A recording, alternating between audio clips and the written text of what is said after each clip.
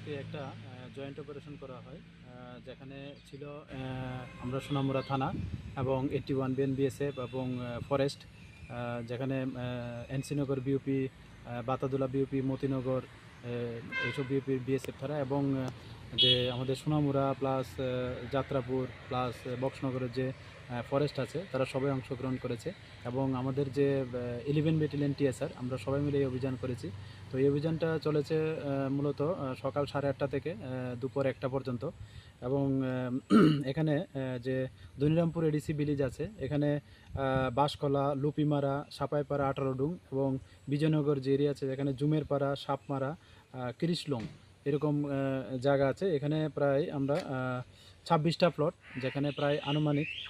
25 একরের উপরে forest land আছে। এখানে গাঁজা মানে বাগান করা হয়েছিল সবাই মানে, তো এগুলি আমরা ধ্বংস করি সবাই মিলে এবং এখানে অ্যাপ্রক্স 3,75,000 মতো মানে গাঁজা চারা রোপণ করা হয় এবং কিছু নার্সিংও আমরা দংশন করি। তো সবগুলি মিলে তো এগুলি আমরা সবাইকে বলতে চাচ্ছি যারাই এইসব কাজের সঙ্গে যুক্ত আছে, আমরা যদি তার কোনো এভিডেন্স বা এমন কিছু পাই আমরা অবশ্যই তাদের আইনত ব্যবস্থা নেব এবং এটার যে মানে বাজার মূল্য আনুমানিক, তো এটা যদি আমরা এরকম করে ধরি তো প্রায়